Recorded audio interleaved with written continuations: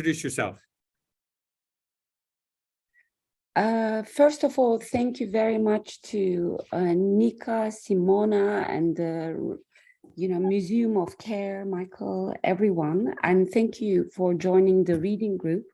Very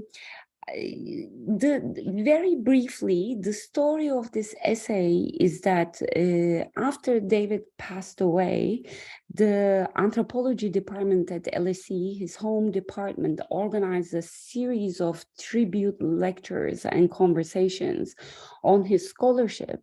And I was invited to write something on fragments of an anarchist anthropology, which is the first part of the essay, really. Then I was invited to participate in the launch of The Dawn of Everything at the British Library. So I had prepared notes, I read the book very carefully, and also I should acknowledge after David passed away, we organized about 6 reading groups spontaneously as a way of mourning him. Really, for me, it was a way of gathering people from around the world. So the essay owes much to those discussions too, that lasted for months. So when Boundary 2, this US-based journal in the humanities, asked me to reflect on David's life and work, I rethought the original contribution after having read The Dawn of Everything and rewrote the piece. It's also been published in German as an introduction to his fragments of an anarchist anthropology, and There Never Was a West, if you read German. So that's my introduction. David was a very old friend. We taught a sort of pirate seminar at the Brecht Forum together on Revolution, Change the World Without Taking Power, this book by John Holloway. In 2004, I think, we taught that in New York City while we were both living there, and our friendship started with anarchism, and I still converse with him in my mind. So the friendship hasn't ended. And this reading group, the Museum of Care, I see as a way of keeping his ideas alive and debated as I think he would have liked. So as you've seen, there are points that I'm critical of David's work, both solo and with Wengrow, and other places where I am mostly in agreement. So I'm curious how you read the essay in relation to David's work. So I'm here to listen, really. I hope it's not a back and forth, but I will contribute when I'm asked to. Thank you so much.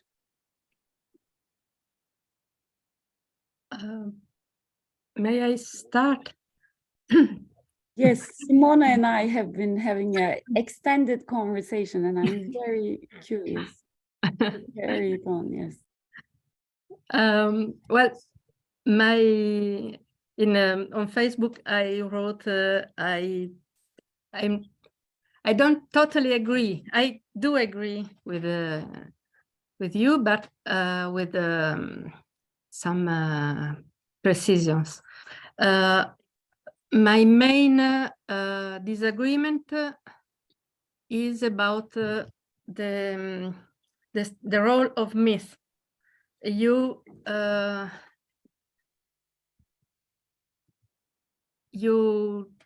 talk of myth as not entirely negative thing, but suspicious. And when you say that David and David Wengrow are building myths, it sounds a bit like they are deceptive, but the only way to think of human rights and of the human condition, as you said,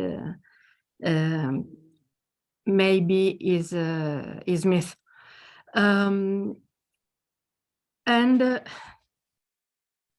This is my first point, and I would like to discuss the role of myth in David's work, because it is true that he's dealing with myth, and in a way he is building actually a myth,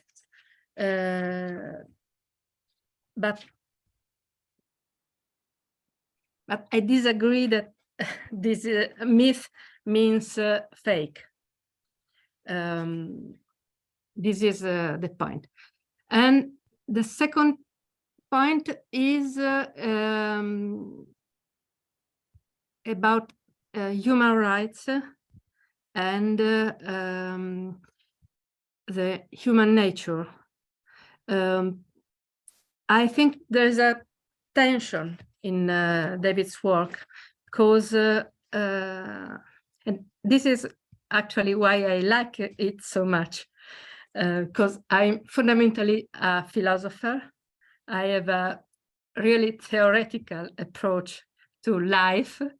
Whenever I'm asked, do you want a coffee? I say, in which one of the possible words is it good to have a coffee? And so I have difficulties in going back to concrete reality. And on the contrary, David is very concrete, very evidence-based, and this is his strength. Nevertheless, he does join the points. He makes connections. There is a difficulty in his essay on manners, because his theory about avoidance and joking and avoidance as connected to hierarchy and property stands only in case you can say that avoidance and joking are universal experiences, and whenever you have avoidance, you also have hierarchy. This is a general statement about human nature, and I like it, and I think we need such a thing. I think it must be possible to say something about human beings as such. By the way, Etienne Balibar wrote an essay about Spinoza. I met Balibar through Spinoza.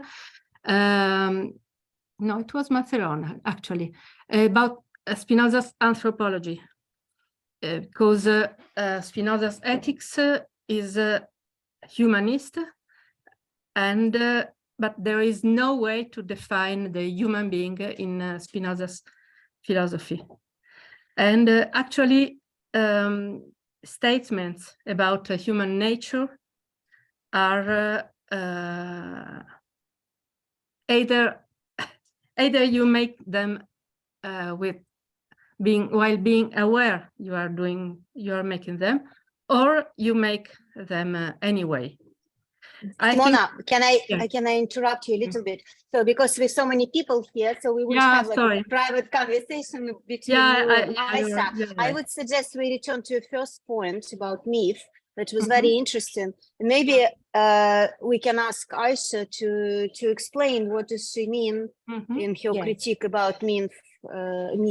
Yes, actually, Simona and the conversation with her has made me rethink. This piece is submitted already for publication, So, but even then, perhaps I would add a sentence or two to clarify my position.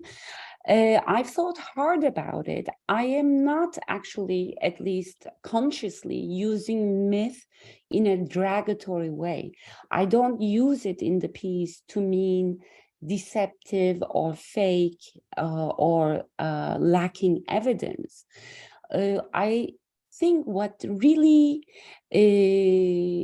got me thinking in using myth in quotation marks is a parallel proclivity by David Graeber and David Wengrow in The Dawn of Everything to claim science and scientific knowledge in a almost Enlightenment way. They explicitly say we're proposing a new science of history, right? So the combination of that truth claim and with their derogatory sometimes use of the term myth got me thinking, hence that rather enigmatic paragraph about the resort to create new myths. So that's part of it. That's part of it. But as an anthropologist, even if I'm not an anthropologist, I think myths are extremely important to give shared meaning to social life. So it's almost a categorical observation, if I can say value-free, my use of the term myth. Where I do get critical is when that is not acknowledged and instead claimed as scientific truth, I guess. I wish David was here so we could have this conversation. I wish I could enter his mind. But even at the British Library, if you follow the recording, David Wengrov's response when I suggested this was simply that, well, myths are not a bad thing, with which I agree. Stephen?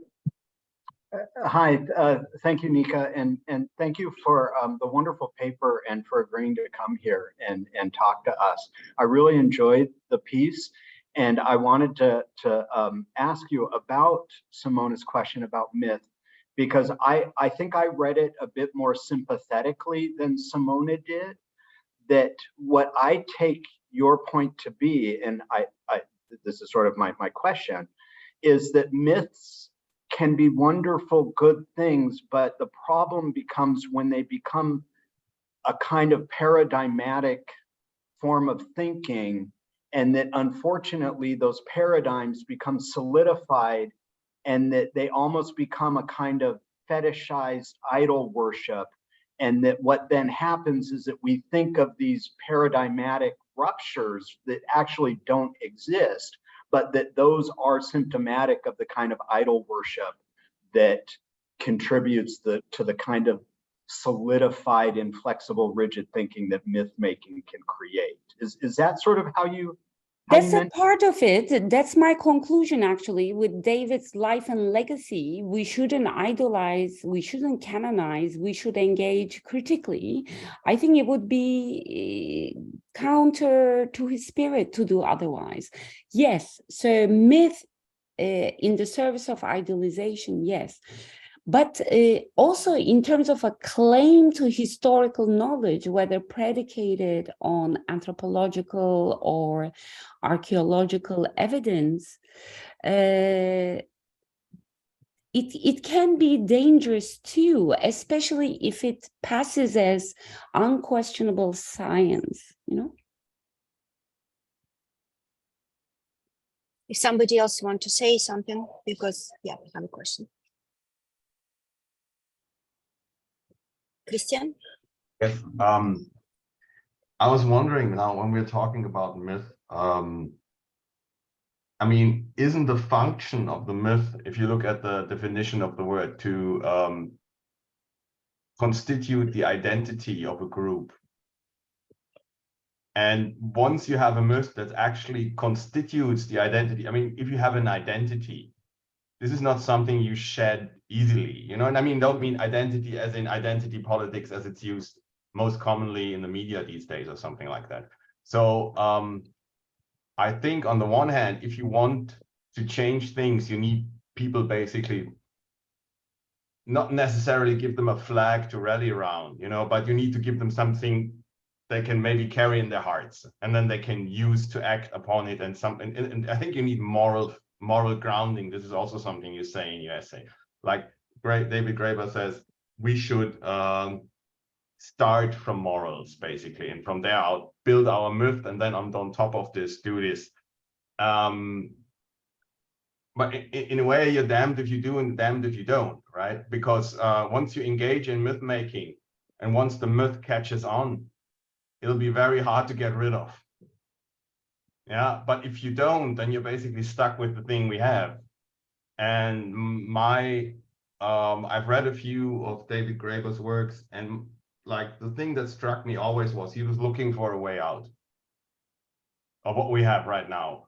And so in a way, you'll have to start making a new myth, full well knowing that it'll probably be out of your hands. You know, it's in a way, it's like the interpretation of a book. You know, that's like what Umberto Eco said. Once the book is out of the hands of the author, you know, the reader will take from it what he wants, and the author doesn't really have much choice about that anymore. And in a way, so that's my thing is, so you have to make a new myth to get rid of the current one, but then there's the big risk that, you know, it won't be what you think it is or what you wanted it to be. And also, once this gets instituted, you know, there's no easy way of getting out of it. So in a way, you're stuck again, but maybe stuck in a better place if you're lucky. So that's my thought. Ayça? I hesitate to respond one-on-one. Is that what I should do? Or I should? I don't know. I think No. we invited you to talk about your text. It's Yes. very appropriate. Well, just a clarification. I don't think David was saying we should begin from morality and then build practice. But the way I read him, he was interested in teasing out implicit alternative moralities, alternative ethics that underwrite people's actions. So it's not like we decide, okay, our morality will be ABC and then we act. No, anarchist ethics throughout history remain implicit. Going back to in people's actions, I mean, going back to the point about myth, I guess the line that got me in The Dawn of Everything was the three freedoms. As I'm assuming people have read The Dawn of Everything. If not, you may choose to believe my rendering of it, but the three human freedoms, they make a claim that they were simply assumed among our ancestors. Then a methodological question appears. How do you have access to what people assume to be their primary freedoms? Do not get me wrong, I rather believe, which is another complicated concept and phenomenon, the version of human history that David are proposing in The Dawn of Everything. If you look at the alternatives, which is dominant now, social evolution, I'd rather take this new myth that Wengrow and Graeber are proposing.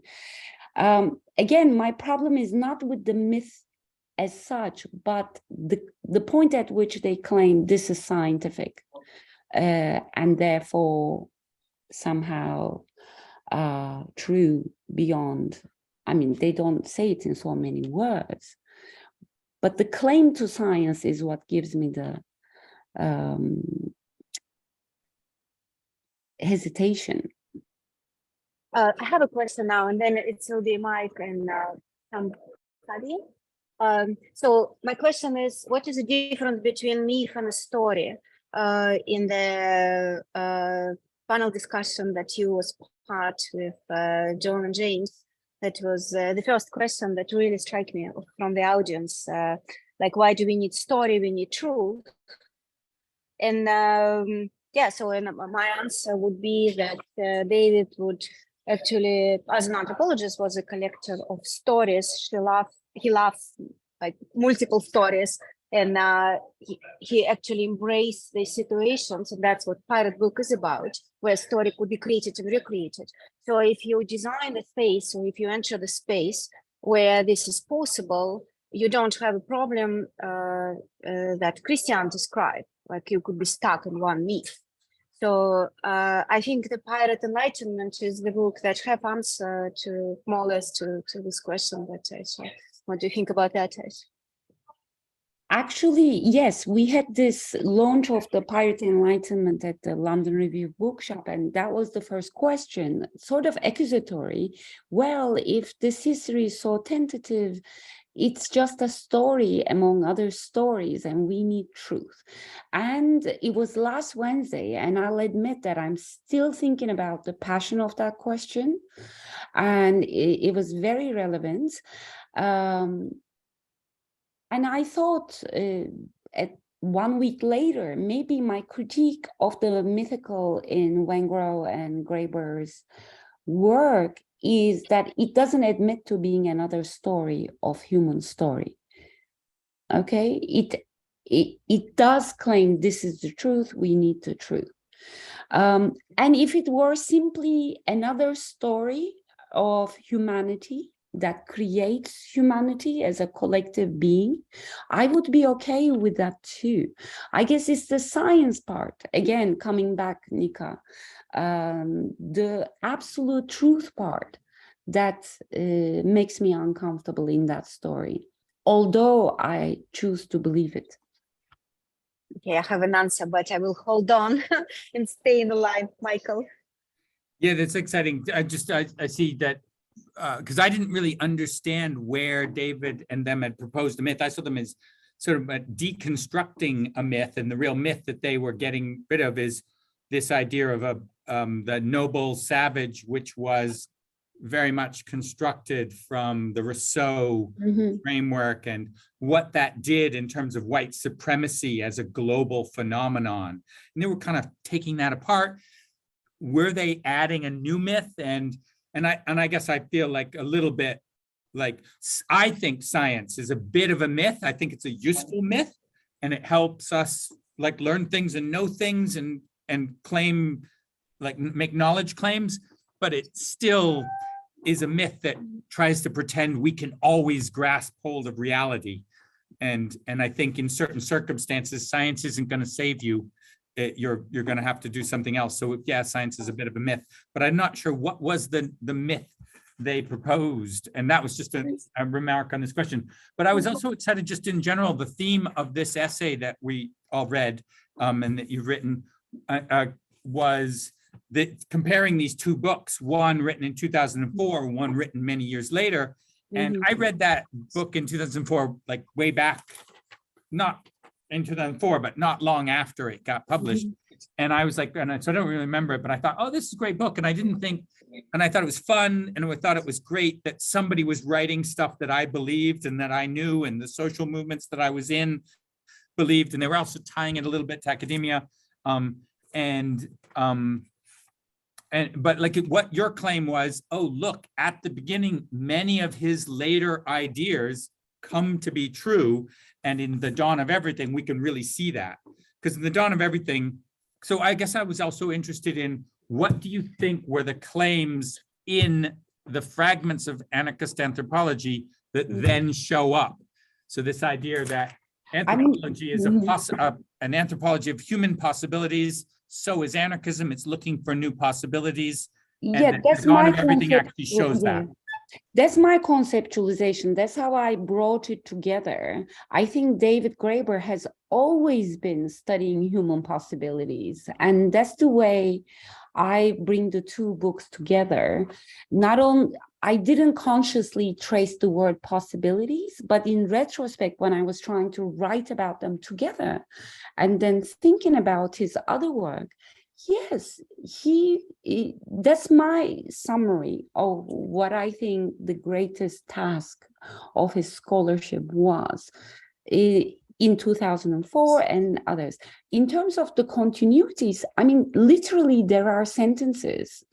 Humans never lived in the Garden of Eden appears both in the Dawn of Everything, which is the major historical claim, in the Dawn of Everything, and it's already there in the fragments. Of course, we should acknowledge that this was a co-production, co-authorship. I'm not saying David's ideas were already there before the kind of cooperation with archaeology and David Wenger.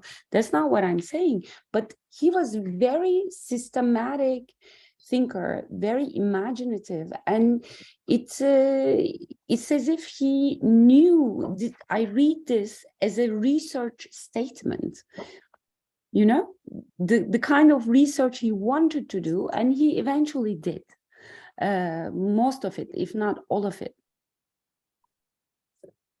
Shamhadi, sorry if I pronounced it correctly. Hi, thank you. Thank you for this really fascinating discussion. And I just wanted to bring in a perspective. I am a scientist myself, and I was really fascinated by the work of David Graeber and a lot of you that are present here. And I was just thinking of like how you would put these things into perspective. So for instance, when you're talking about like a myth or a story or a theory, how you can sort of map it onto like the field of science is you think of it as an introductory culture. For instance, if you want to make yogurt in milk, then you always introduce culture into a medium, which is milk. Or for instance, if you want to make kombucha, then you again have like a constituent set of ingredients, which in this case is like a myth that you introduce into society, which is a medium. And then there is an interaction between, in like a sort of appropriate conditions. In science, you can think of them as physical conditions, as chemical conditions, the pH, the temperature, stuff like that. In society, you can think of a lot of different parallel metaphors, I'm sure. And there's always interaction between the culture and the medium.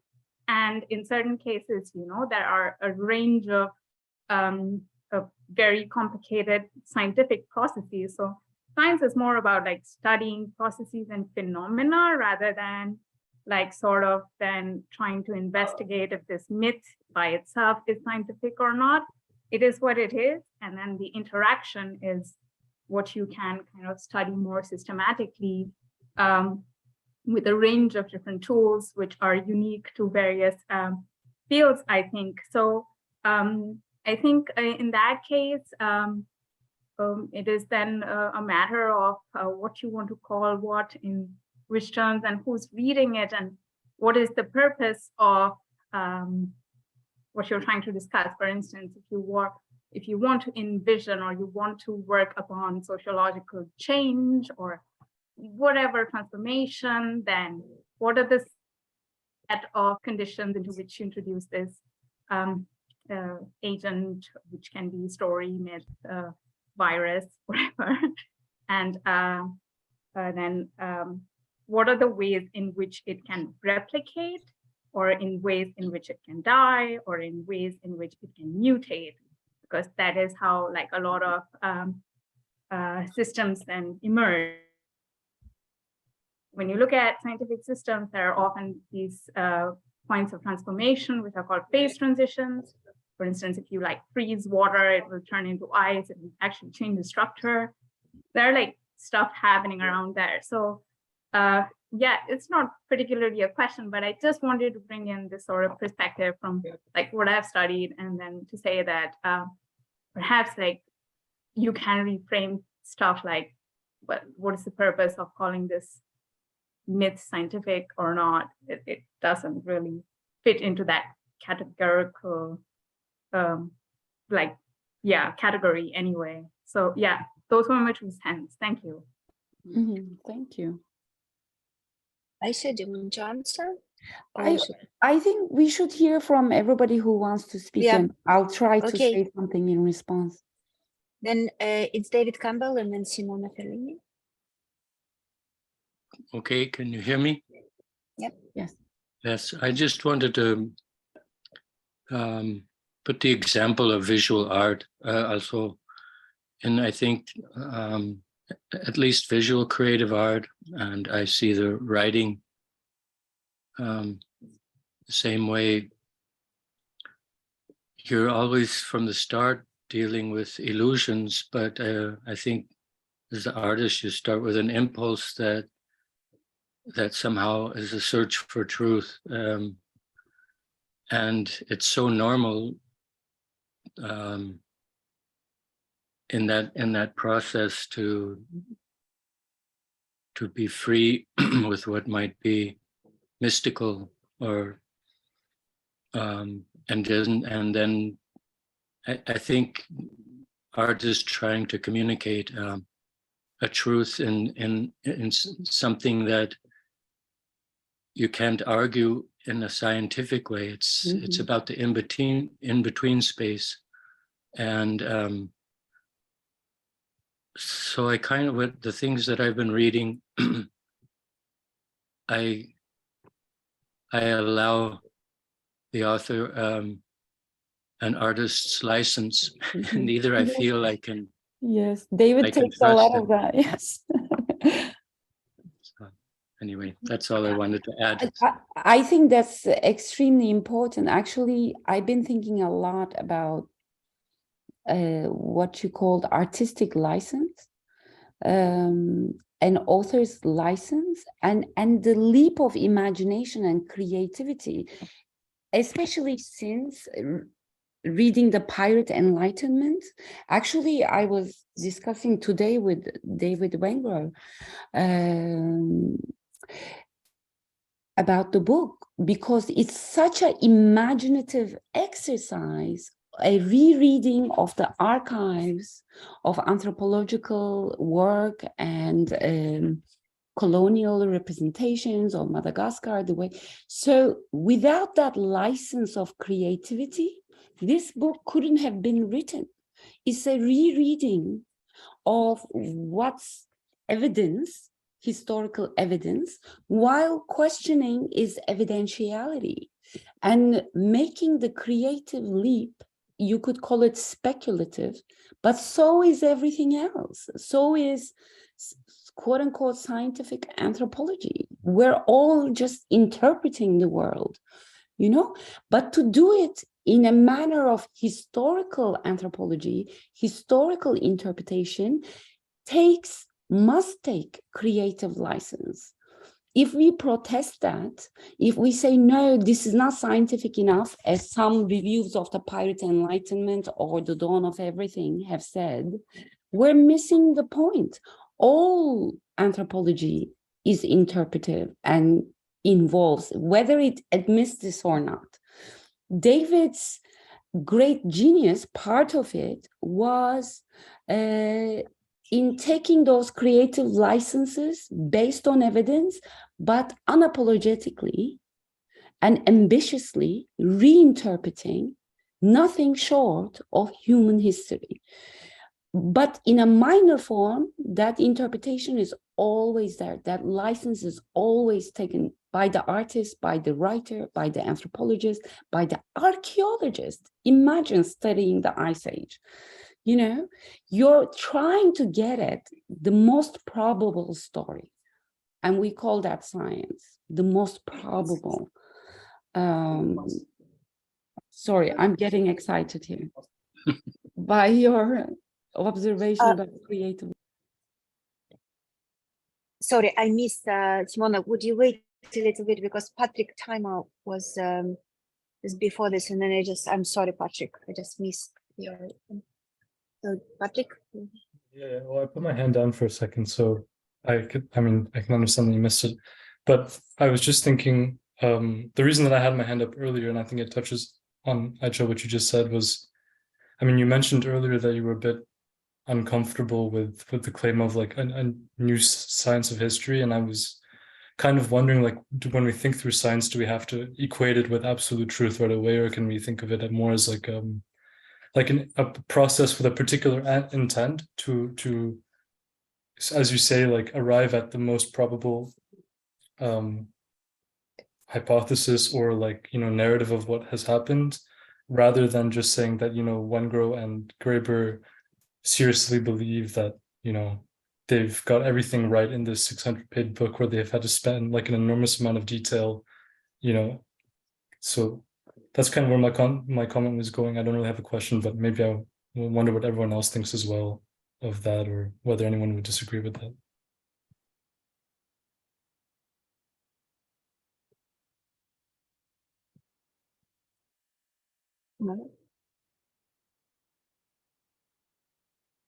May I?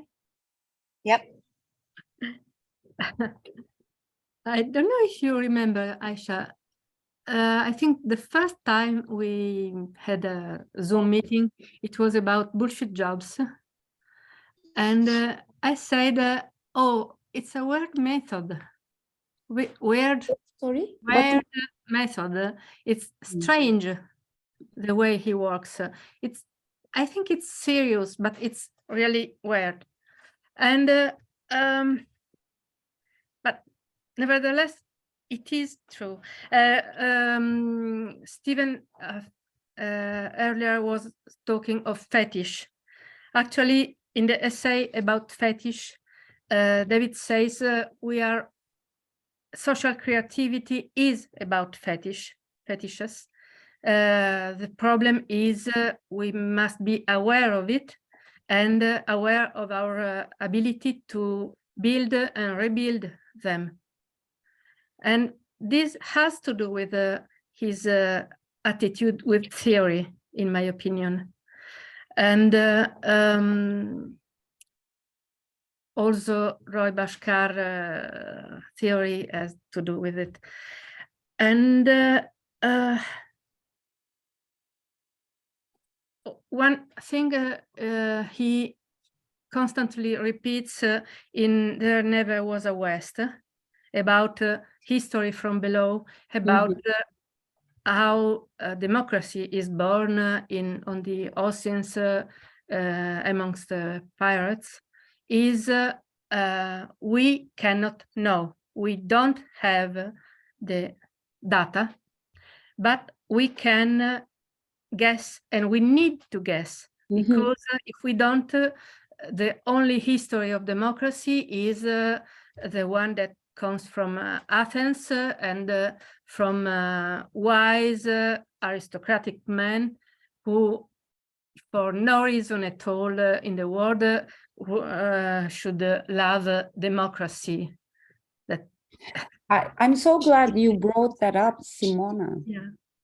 Because after reading The Pirate Enlightenment, already it's there, of course, in The Dawn of Everything. Kandiorong, these Native American intellectuals, their centrality to the formation of Enlightenment thought on equality and freedom, it's also glaringly there in The Pirate Enlightenment. So one of the other tasks, perhaps in this exploration of human possibilities, is also exploring the possibility of our cherished concepts. Their origins might be different. I mean, in The Pirate Enlightenment, he calls the project, to use a fashionable term, he says, decolonizing the Enlightenment. There, in The Pirate Enlightenment, it's Madagascar that plays a central role. In The Dawn of Everything, is North American indigenous intellectuals who play the central role. But the effort itself is to reimagine the dominant historiography, nothing short of European intellectual history. I say European because nothing else exists. Not everything else is, some area studies or some European intellectual history is or has been intellectual history. And David has the daring, methodologically, epistemically, creatively, politically, to turn it upside down. I think this should cause a ruckus, you know, the dawn of everything, pirate enlightenment together. There never was a West. That piece that should be read. It should have been a book on its own, I think.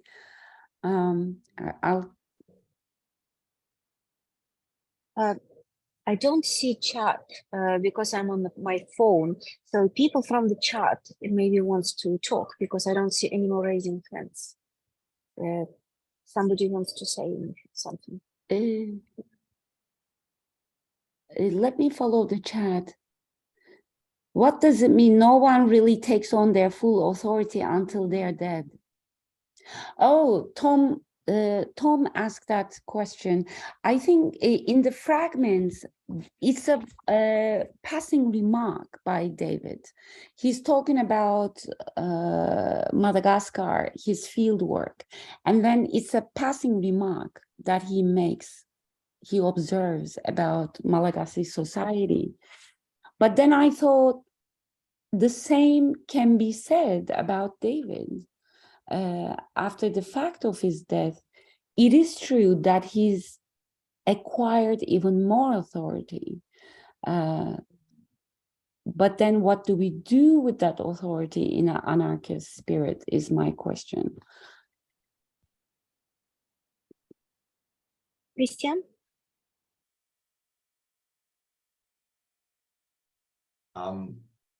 I take the liberty of making a little jump in the discussion maybe and heading away from myth for a second. A little farther in, you talk about David Graeber's rejection of vanguardism. And I found that really interesting because if I read this, that you basically says the goal of such a practice would not be to arrive at the correct strategic analysis and then lead the masses to follow, but to tease out the implicit logic, symbols, morals, or pragmatic that underlie people's actions, even if they are themselves not completely aware of them. Yes. And I don't know if I'm too skeptical, or I mean maybe not flexible enough in my mind, because that seems rather mustache twirly, you know. Massage. Mustache twirly. You know, when the villain in the story and in the movie, he's twirling his mustache. I figured it out, you know, and now the puppets, they dance on my strings, and I have put the thoughts out there, and I don't have to do anything, you know. That seems, in a way, it seems almost more, I don't know, more powerful than you know, the if you look at revolutionary leaders like Mao or somebody like that, who kind of led one of these movements. I think we can say that is what happened. And yeah, I'm not really sure if that makes sense, because in the end, you'll always end up with some people who form the vanguard, even if they don't stand up front, right? Well, what is the definition of a vanguard? I thought about that passage a lot, and I didn't know, for example, avant-garde. I mean, there are many artists here. You tell me what the avant-garde is and what its relation to vanguardism might be. I don't think it's a massage, as you called it.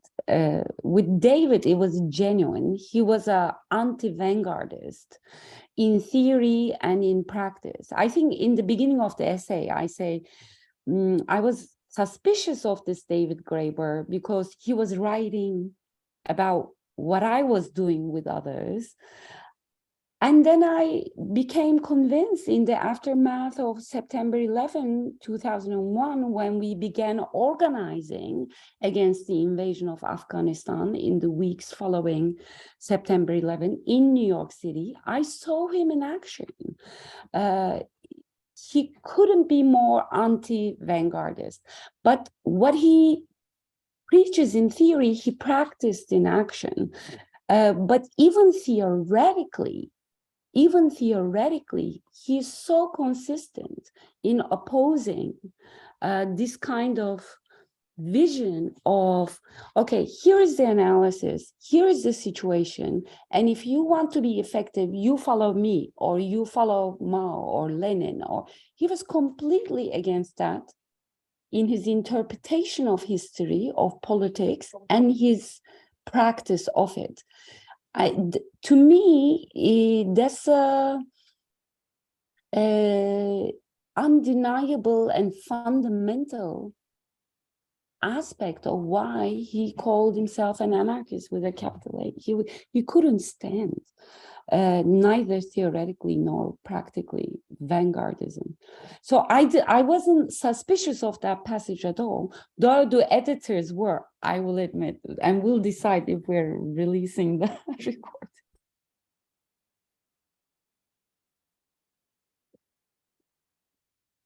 So, somebody? Hi, I actually wanted to discuss some critical discussions that did occur in the field of science over this work. So this was like some lecture which was conducted at the Santa Fe Institute, which was discussing the Dawn of Everything book. And essentially what they went on to say was, it was really ridiculous, because I just thought that they completely missed the point. They said, well, okay, Graeber and Wengrow are trying to, they try to illustrate some sort of a manifesto, which could have been like the Communist Manifesto, but it actually failed to do so because, well, they didn't go on to use like the tools which are provided, which are, for instance, game theory, which is like, okay, how would agents interact with one another within like a given condition in order to have maximal gain for themselves? And well, it's like a framework which was created by mathematician John Nash, for which he like received the Nobel Prize for a long time ago. But like essentially it works in a completely different sort of perspective, because over here the aim is not that like one individual profits like over the others, but really the aim of the book is that you want to reframe like this sort of characterization of human nature as selfish and sort of dominant and hierarchical, and you want to kind of exhibit the very opposite possibility that no, it is actually not so, and you always have the choice to behave in very different ways. So like if you're trying to like then throw the like tools of computation and mathematics, and I'm a scientist, so I do that on a day-to-day basis, but I mean, this is not the problem set where these tools are appropriate, because the nature of the problem or the scope is very different. So yeah, I mean, I could actually drop in a link to that lecture and some notes which were created in case that is interesting to someone. And yeah, I mean, Santa Fe Institute like goes on to investigate complexity problems, and they study like sociology and a lot of things. So I thought that it wasn't very great, because they did themselves and science a disservice when they try to use that argument. Thank you. That would be interesting if you could put in the chat.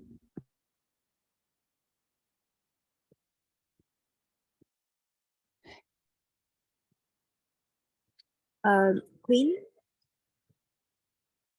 Hey, thank you very much for this work, and really enjoyed reading it. And one thing that I enjoying the discussion a lot too, but one thing I was curious about is you had mentioned this Graeber's reference to anthropologists of risk becoming yet another clog in a global identity machine, which I thought was, I was like nodding along when I read it. Yes. And then realizing like, oh, I don't actually think I really even understand what that is. It sounds right to me, but I was wondering if you could just kind of like talk about what that means to you, and like, and what you think you're referencing there. David had strong ideas about identity and identity politics, and but also about schismogenesis, what identity is in the first place, how it gets constructed, how it changes. So in that passage, he says, with all kinds of assumptions about what identity is. So, you know, I don't think he took at face value identity in the sense of identity politics when people say, oh, I'm Turkish, or this is my politics. In terms of anthropology, I did wonder, when did he form this opinion of anthropology? Again, the text is published in 2004.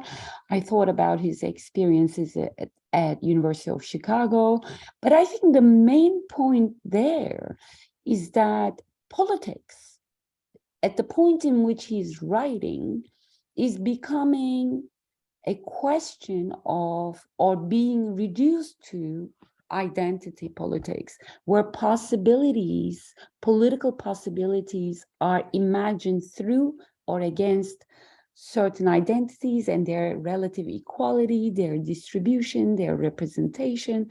Whereas, as we can see in retrospect, his notion of politics was so much more expansive than that. I can even venture to say it's a politics of humanity, which happens to be what I'm studying politically and anthropologically. So that's why my essay, one could write, 50, 60, 80 essays on the dawn of everything, but I'm focusing on there in his, if I can risk it, say, humanity as an identity. I was very interested to see how Wengrow and Graeber think of humanity, because the book is peopled by these assertions as to what being Homo sapiens really means. It's full of declaratory statements like that. What makes us human? So when anybody says that, because of my own professional and intellectual obsessions, I get, what did you just say? What makes us human? So those are the eyes with which I read it. And in terms of the identity machine, I think anthropology turning into that, David's alternative vision of anthropology would take humanity as is subject matter, as it used to. And that comes back to the question of human nature, whether there is such a thing, comparative ethnology, etc. No to identity politics politically and also intellectually, because his primary interest was in a politics of humanity, I think. This is, I'm thinking on my feet here after some reflection. It's really clarifying. Thank you very much. So maybe we can take one more last question or comment, and then we should say thank you very much, Ayça, for coming and spending time with us. So if anybody wants to say something, please do, especially if you haven't said anything. Yeah, especially if you don't have. Okay. Maybe Lisa. Hi, Lisa again.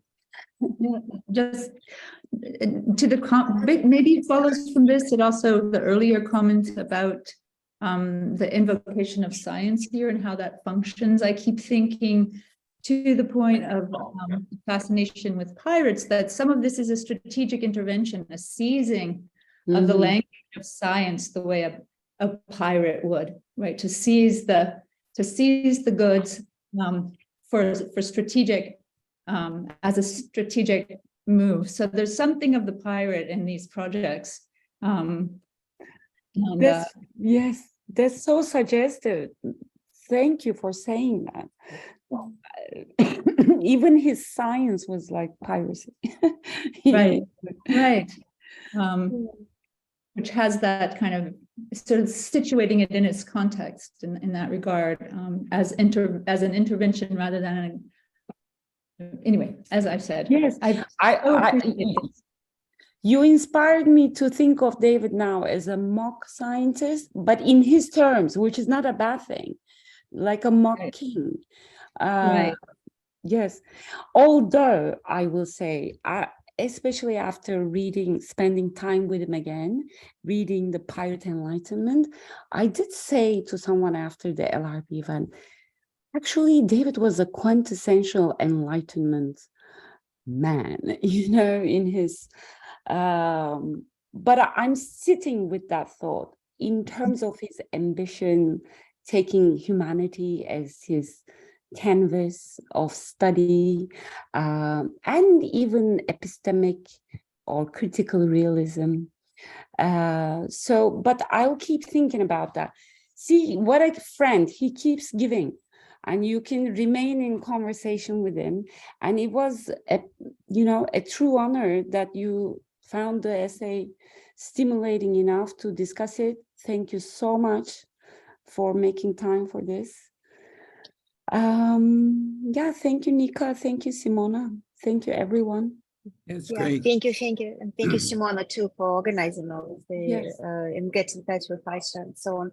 I want to say that from April, hopefully we'll run a monthly pirate panels discussion. So we will send now mailing list announce that on the website. So please come.